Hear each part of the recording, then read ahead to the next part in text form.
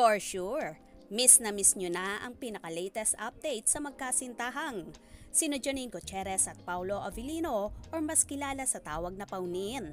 Kasalukuyan ngang nasa Singapore si Paulo kasama ang kanyang leading lady na si Kylie Versosa sa Singapore, kung saan nagsushooting sila doon ng bagong movie na Elevator.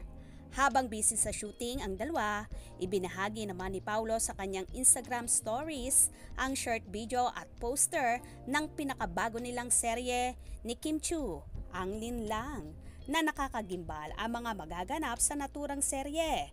Ipapalabas na nga ito ngayong darating na October 5 sa Prime Video.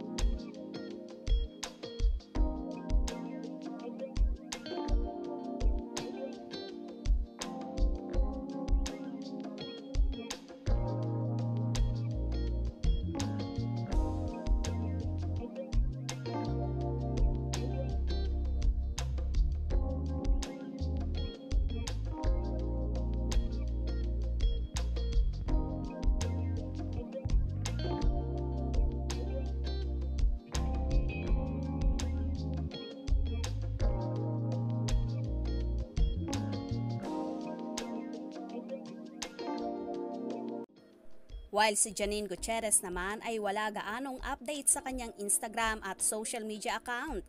Ang binahagi lang niya ngayon ay ang pag-workout pa rin.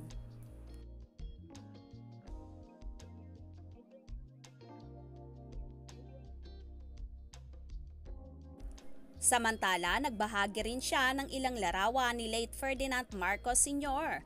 kung saan naganap ang pagpirma ng Proclamation Number 1081, placing the entire Philippines under martial law noong September 21, 1972.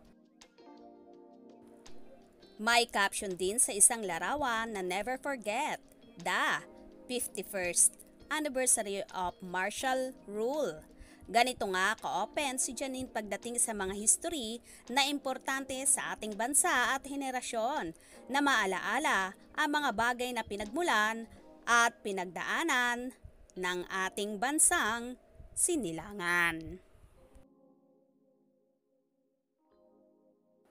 So ayan na nga ang pinaka-latest updates ngayon sa Paunin.